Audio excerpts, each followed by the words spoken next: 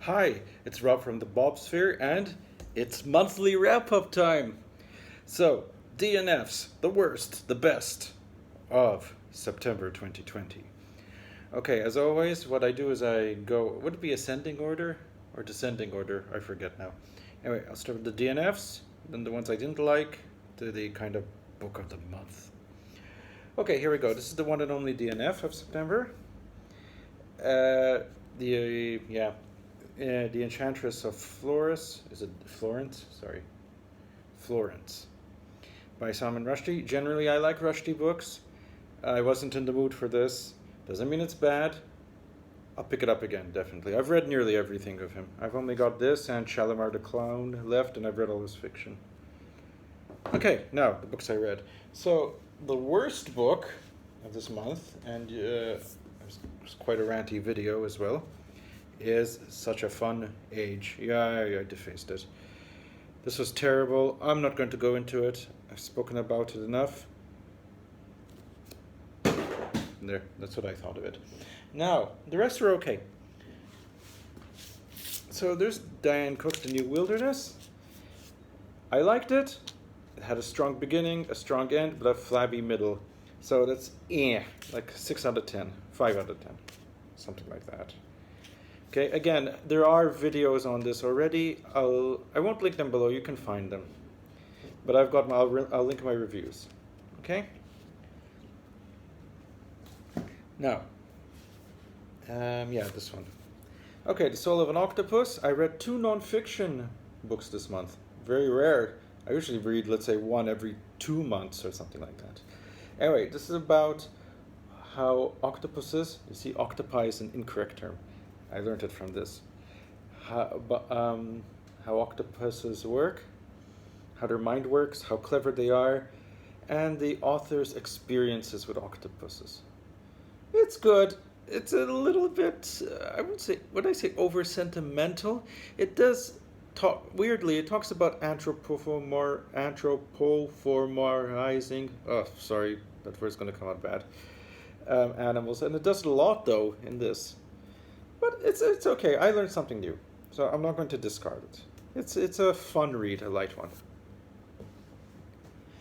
Okay, next. Now, the rest are all good, so this one I reviewed, Who They Was by Gabriel Krauze. I'm going to go into it. I really enjoyed it.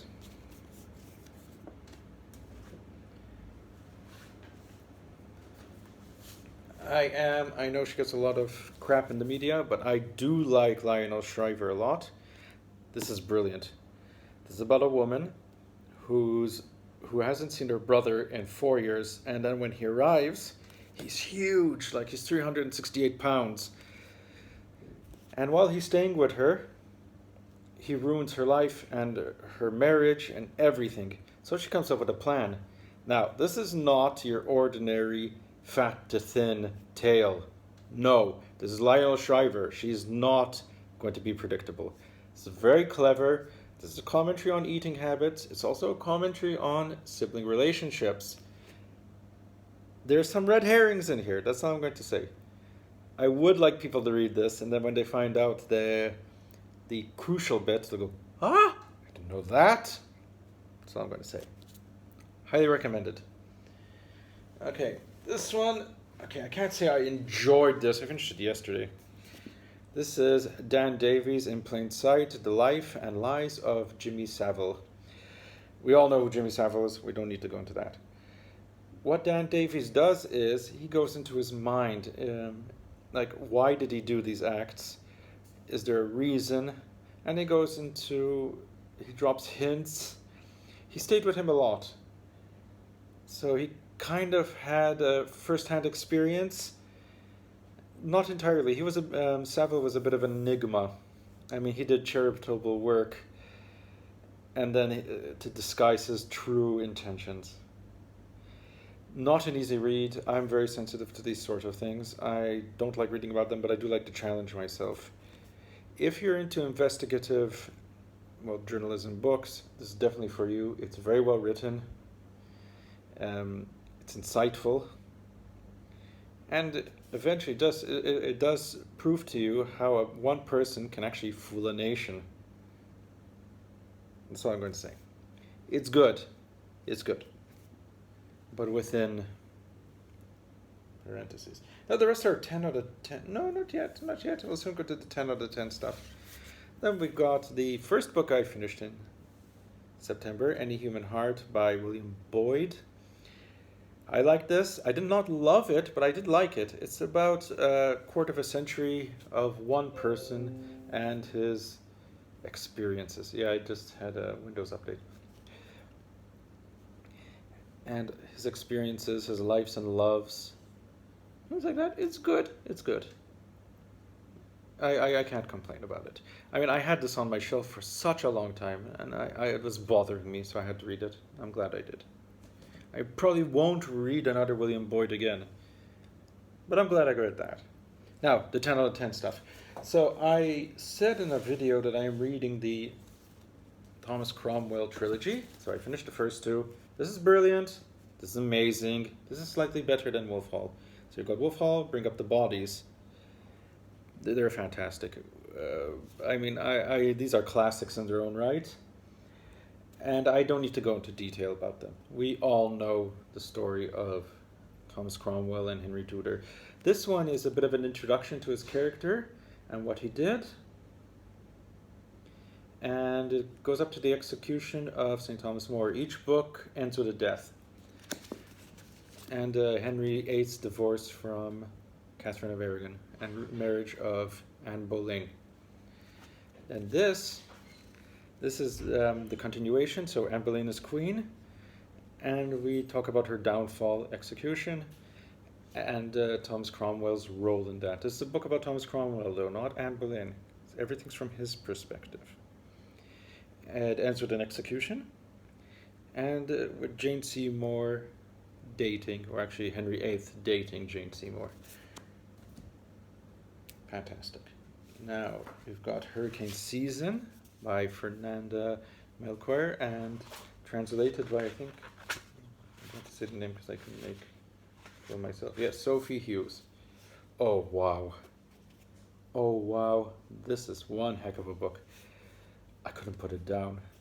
I just, started and finished it with maybe 2 days. It's addictive reading.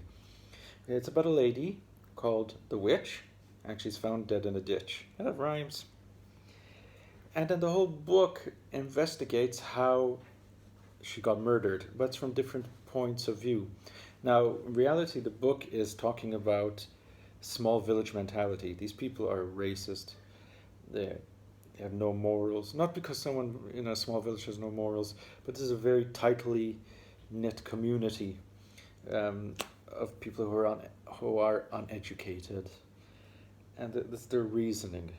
It sounds bad the way I'm saying it, but trust me, the book is a firecracker. This should have won the International Booker. But anyway, that's not up to me. And you could say the book of the month, the one I loved, and it's probably it is actually my top read. It knocked out Winder and Sockjaw of 2020 is The Nacullians by Craig Jordan Baker. Oh my God, this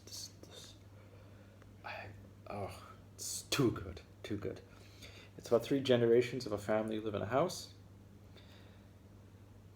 And that's it. Again, it talks about a certain type of mentality as well. Again, racism, way of doing things, an attitude towards children, towards adults, toward grandparents. It's brilliant. It's told in a very it's readable, but a very weird way. It's like a person, narrating something to you, telling it to you in a pub. But it's very funny, and there's Craig Jordan Baker's turn of phrase. It's wonderful, and it'll make you laugh. I mean, I laughed a lot. It's very, very funny. The mannerisms of these people are hilarious. It's their catchphrases. Oh, I can keep on going on about this. Absolutely brilliant. Do seek it out. Trust me, I could recommend this to nearly everybody. And people like it. Okay, now, future. What are we reading?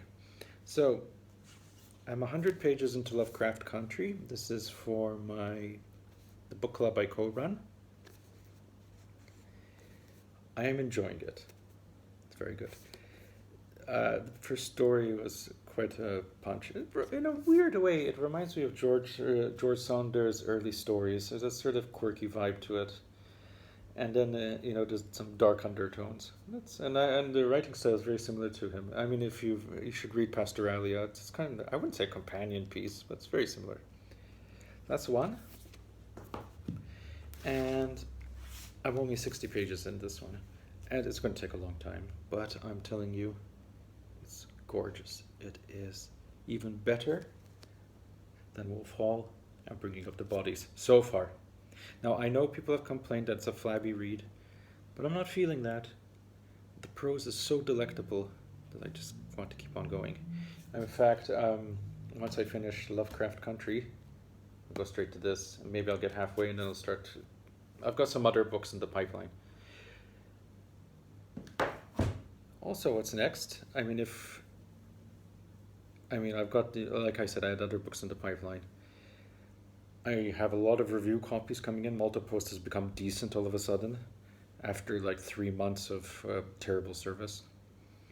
So that should dominate September. I've got about 5-6 review copies coming in, and plus I've got some digital ones. I've got one digital one that will be coming out on the blog on Thursday. And I've got a very juicy one, digital. I think by mid-October I'll be finished it. Stay tuned for that. Okay, how was your reading month? Did you read any of these books? Is there any you would like to read? Comment below and please subscribe. See you till next time.